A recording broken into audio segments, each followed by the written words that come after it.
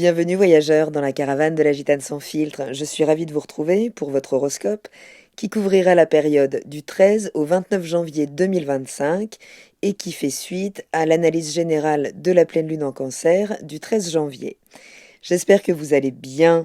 Nous allons voir dans cette vidéo quel axe est impacté plus particulièrement en fonction de votre signe, solaire, lunaire ou ascendant. Quels sont les secteurs impactés par les différents aspects des planètes et les secteurs que va venir toucher la Lune pendant la progression des 15 jours qui vont suivre jusqu'à la prochaine nouvelle Lune qui aura lieu dans l'énergie du Verseau, donc le 29 janvier 2025. Si vous êtes Gémeaux, ascendant Gémeaux, ou si vous avez la Lune dans le signe du Gémeaux, la pleine Lune en Cancer est venue activer l'axe 2-8 de votre thème. La Lune est en maison 2, le Soleil en maison 8. Elle vous invite à explorer vos ressources personnelles, maison 2, et vos liens financiers ou émotionnels profonds, maison 8. Alors, ça va venir sans doute vous secouer en profondeur puisqu'elle va venir vraiment, là, cette période, amplifier les tensions donc liées à votre sentiment de sécurité dans la matière, enfin qu'il s'agisse de votre argent ou de vos valeurs, et votre dépendance à l'autre. Donc cette lunaison, elle vous incite à reprendre le contrôle tout en lâchant ce qui ne vous sert plus. Mais ça peut passer par des moments de tension. Puisque la Lune est en maison 2, elle vient mettre en lumière votre rapport à la sécurité matérielle, à vos valeurs, à ce que vous reconnaissez en termes, ce que vous reconnaissez en termes de compétences, et à la gestion de ces ressources.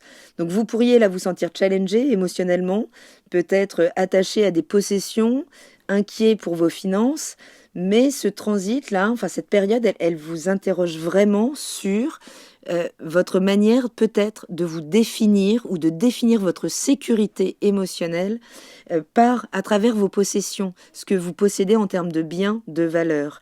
En opposition, le Soleil, donc dans le secteur 8 en Capricorne, lui, c'est comme un projecteur qui va vous pousser à explorer les dynamiques les plus profondes, les systèmes qui sous-tendent justement cette sécurité en lien avec la matière ou en lien avec votre auto-estime, votre capacité à vous reconnaître vos propres compétences. Donc tout ce qui va être lien financier partagé, que ce soit dans le cadre de dette, d'héritage, de séparation, vont être finalement challengés là, puisque ça vous demande à opérer des transformations intérieures. Et c'est un excellent moment pour voir clair là sur vos mécanismes, puisque vous allez ressentir sans doute une pression liée à certaines obligations extérieures, à des changements imposés dans votre vie qui peuvent vous mettre face à certains dilemmes, et en même temps, eh bien, c'est une vraie possibilité de voir là où ça coince. Le dilemme, ce sera quoi? Ce sera d'un côté exercer vraiment un contrôle sur votre monde matériel ou un hyper-contrôle sur votre corps aussi. La maison 2, c'est votre corps. Ça peut venir toucher votre alimentation, votre capacité à vous sustenter. Tout ça, c'est un petit peu les mêmes énergies. Ou vous confrontez à vos zones de vulnérabilité ou de dépendance. Mais c'est là que ça se passe pour évoluer. L'idée, ce sera vraiment de trouver l'équilibre entre votre gestion personnelle et votre capacité à faire confiance dans certains partenariats ou des situations en lien avec le partenariat, qu'il soit personnel ou professionnel. Uranus dans votre secteur 12, rétrograde, donc c'est l'énergie du taureau, a pu vous faire la vie un petit peu difficile en 2024 et continue là d'agir, en tout cas dans ce secteur, pour vous pendant tout le premier semestre 2025. Et il active vraiment une réévaluation importante, mais difficile à contacter par la conscience. L'idée, c'est qu'Uranus va vous amener des changements subtils pour opérer un changement profond dans votre monde intérieur, pour vous permettre de revoir d'anciens schémas en lien avec le patrimoine, les racines, la valeur que vous accordez à la matière, à l'argent et à votre sécurité émotionnelle, en fait, à ce que ça soulève au niveau de la sécurité émotionnelle en lien avec les racines. Donc Uranus fait un travail de fond. Là, vous peut-être commencez à voir la sortie du tunnel, la lumière, puisque il y a de beaux aspects là avec la Lune et le Soleil. La Lune est en sextile à Uranus et elle vous offre une vraie chance là d'harmoniser justement vos besoins matériels avec votre monde intérieur. Les choses peuvent se réaligner, mais ça peut être bousculé par des événements qui peuvent être difficiles, dont on peut avoir du mal à faire le lien avec ça. Mais peut-être que vous allez ressentir là une soudaine inspiration, voire une épiphanie en fait, pour gérer différemment vos ressources, votre approche du matériel, de l'argent, en abandonnant les attachements inutiles. Mais il y a quand même un saut à faire au niveau d'un certain lâcher-prise sur des choses auxquelles vous pouvez vous accrocher depuis longtemps, en termes de sécurité, donc matériel, ou en lien avec les racines aussi. Donc vous pourriez avoir des intuitions puissantes, là, pendant cette période, qui peuvent vous procurer réellement un sentiment de sécurité, et vous verrez que ça n'a pas forcément à voir avec l'argent ou les biens que vous avez réellement à disposition. Le Soleil est également en bel aspect à Uranus, fatalement, et en aspect de trigone, et cet aspect, il vient soutenir la transformation intérieure que vous êtes en train d'opérer, mais en y mettant de la douceur. C'est-à-dire que cet aspect, il amène de l'harmonie entre ces dimensions, entre votre inconscient et votre manière de partager vos ressources, donc qu'elles soient matérielles ou vos énergies psychiques aussi. Donc vous pourriez là identifier une peur inconsciente liée au partage ou à la perte de contrôle et décider de la transmuter en force. Uranus va venir vous encourager à voir le changement non pas comme une menace, mais comme une opportunité d'éveil. Donc ça peut vraiment être une période très intéressante là pour vous défaire de certains poids aux chevilles et vous permettre de vous propulser vers une nouvelle sécurité avec une approche peut-être innovante. Ces aspects, ils vous aident vraiment à réconcilier vos besoins matériels et émotionnels avec une vision plus libre, peut-être plus détachée. Donc il y a une guérison intérieure profonde qui est à portée de main pendant cette période si vous acceptez de lâcher certaines résistances. Vénus qui va parler aussi de vos émotions, mais de vos valeurs également, est en maison 10. Elle vient intensifier votre besoin de reconnaissance ou de validation sociale, notamment donc dans le cadre de votre carrière ou de vos ambitions ou de vos responsabilités. Mais elle est en tension à Jupiter qui rétrograde dans votre maison 1 et qui vous confronte à un déséquilibre intérieur. Jupiter rétrograde vous invite vraiment à revoir votre manière de dépenser votre énergie. Donc, d'un côté, Vénus dans le secteur 10, en poisson, elle vous pousse à briller, à séduire dans votre milieu professionnel, sur la scène sociale. Mais attention, il faudra mettre du dosage, puisque ça peut être excessif, ça peut être idéalisé, et les choses sont à réajuster.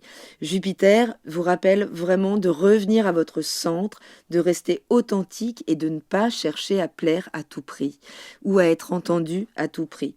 Ce carré, il vous pousse à aligner vos ambitions, donc professionnelles, en termes de posture publique, à vos valeurs personnelles, mais celles que vous êtes en train de redéfinir. Donc c'est pour ça qu'on n'est pas encore vraiment dans un temps d'action, de redémarrage, mais on est encore dans un temps de labour pour se défaire des vieilles mécaniques qu'on s'est trimballées en 2024, enfin qui ont pu remonter à la surface en 2024. Donc attention à ne pas surinvestir une image sociale, extérieure, au détriment de votre vérité intérieure. Mais ça peut amener quand même des belles possibilités dans la dimension professionnelle ou sociale. La Lune, quand même, est conjointe à Mars, rétrograde opposée à Pluton, ça c'est notable, ça vient intensifier là, vraiment, tout ce qui a été amené dans l'opposition Lune-Soleil. Cette opposition à Pluton en maison 9 va vous amener de toute façon à transformer les systèmes de croyances installés au niveau du transgénérationnel. C'est aussi simple que ça. Pluton en maison 8, il vient vraiment mettre en lumière, mais par les profondeurs, c'est toujours une lumière à aller chercher, ça nous demande un effort, du courage en général. Pluton en maison 8 vient mettre en lumière les dynamiques de pouvoir ou de dépendance dans vos relations intimes ou financières. Donc ça va prendre 5 minutes, mais vous pourriez commencer à sentir là vraiment, vous sentir poussé à abandonner certains attachements, et comprendre qu'il y a une vraie liberté à retrouver derrière, et peut-être à revoir certains accords déséquilibrés. Il peut y avoir des rapports de force là dans le cadre d'héritage, de partage de patrimoine, ça peut être très intense pendant cette période. Mais cette opposition, c'est aussi l'opportunité de trouver un équilibre justement entre indépendance matérielle et capacité à vous ouvrir au partage, à la transformation. Lâchez. Si ça concerne du matériel, si vous en faites un rapport de force, de pouvoir, si vous réglez vos comptes en termes en relation avec l'enfance, avec la mère, avec tout ça, il y aura des choses où il faudra vraiment lâcher l'affaire. Et ce sera vraiment extrêmement libérateur. Je vous invite à prendre vos agendas si vous souhaitez noter les moments un peu clés de l'évolution de cette lune qui va traverser différents secteurs de votre vie pendant 15 jours, qui, dès le 14 janvier, passe dans l'énergie du lion, dans votre secteur 3, votre secteur de prédilection, pour faire un focus sur les échanges, sur la communication. Attention, vous êtes challengé sur l'ego que vous mettez dans votre communication. À chaque fois que le verbe monte trop haut, c'est que ça fait écho à un manque d'auto-estime. Donc vous pourriez là, pendant 2 jours, ressentir le besoin de vous reconnecter à votre entourage proche, d'y briller davantage, de vous y exprimer avec davantage d'assurance. Juste attention à ne pas chercher à tout contrôler dans les discussions. Rappelez-vous que votre vérité doit pouvoir faire la place à la vérité de l'autre. L'idée, c'est d'utiliser ces 2 jours-là pour clarifier peut-être vos idées, mieux vous positionner dans la communication, mais également prendre du recul sur les tensions récentes. Le 16 janvier, la Lune entre dans l'énergie de la Vierge, dans votre secteur 4, le foyer, les racines, le lieu de vie, focus sur ces thématiques de votre vie. L'énergie de la Vierge vous invite à remettre de l'ordre, toujours dans votre espace domestique, dans votre cocon, à revisiter certains schémas familiaux, peut-être à visiter juste votre mère, mais ce sera juste le moment idéal pour réajuster votre organisation dans votre gestion de votre routine, peut-être à la maison, rétablir l'harmonie avec des proches, clarifier les choses, faire le tri, sortir d'une forme de dualité, de jugement en lien avec les racines. En tout cas, ça vous refait un focus là sur la santé en lien avec votre environnement intime. La Lune entrera dans l'énergie de la Balance le 19 janvier, dans le secteur des plaisirs, de la créativité, des enfants, du partenaire romantique. Vous pourriez ressentir là le besoin de vous réharmoniser avec ces thématiques, davantage de retrouver un équilibre intérieur en faisant peut-être plus de place à vos passions, à ce qui vous fait vibrer. L'idée, c'est peut-être d'entrer dans plus de partage, de moments légers avec vos proches, tout en restant aligné avec vos valeurs personnelles. Le 21 janvier, la Lune entre dans l'énergie du Scorpion, dans votre secteur du quotidien. Focus pendant 2 jours sur ce quotidien, comment vous l'organisez, sur votre routine de vie, sur votre santé peut-être. L'énergie intense du Scorpion, c'est toujours 2 jours où on est beaucoup plus réactif, beaucoup plus instinctif aussi, pour pouvoir creuser plus en profondeur justement dans nos systèmes. Donc ce sera 2 jours pour peut-être réajuster votre routine de vie, votre manière d'organiser ce quotidien et peut-être d'éliminer certaines habitudes qui ne collaborent plus à votre bien-être. Donc prenez soin de vous pendant ces 2 jours, explorez des approches peut-être plus holistiques pour venir équilibrer votre énergie. Le 24 janvier, la Lune entre dans l'énergie du Sagittaire, dans le secteur du partenaire, de la relation. Cette phase de 2 jours et demi, elle met en lumière vraiment les dynamiques les plus importantes dans vos interactions proches, qu'il s'agisse de collaboration ou de liens intimes ou professionnels, ou contractuels. Ça peut être dans le cadre de... C'est tous les partenariats contractuels. Si c'est des SCI avec les frères et sœurs, ça marche aussi. Donc l'idée, c'est vraiment 2 jours là pour remettre de l'optimisme, remettre de la vision dans tout ça, d'être honnête, transparent dans vos échanges, tout en respectant surtout les limites et les croyances de chacun. Le 26 janvier, la Lune entre dans l'énergie du Capricorne avant d'entrer dans l'énergie du Verseau pour former la nouvelle Lune. Donc ce sera 2 jours là en Capricorne pour faire un focus sur vos transformations intérieures, pour gagner en maturité par rapport à vos systèmes inconscients. Donc forcément, vous pourriez y être confronté davantage. Ça pourrait être 2 jours où, à travers peut-être la solitude, vous pourriez ressentir là... soit la remontée de certaines peurs, certaines angoisses, certaines émotions inconfortables, mais qui vous demandent de reprendre le lead dessus. Donc l'idée, ce sera vraiment de boucler là certains cycles pendant ces 2 jours. Ce sera un moment propice pour ça, vous permettre de conclure certains dossiers pour vous tourner vers une vision plus globale, plus collective, qui vous permette finalement de vous projeter à nouveau sur du long terme. Donc si c'est le soleil que vous avez dans l'énergie du Gémeaux, vous allez ressentir sans doute pendant cette période un besoin de vous recentrer sur vos valeurs personnelles, tout en laissant partir, en vous décrochant de ce qui ne vous apporte plus de sécurité intérieure. Mais vous allez être confronté à vos systèmes en lien avec la matière, avec vos racines.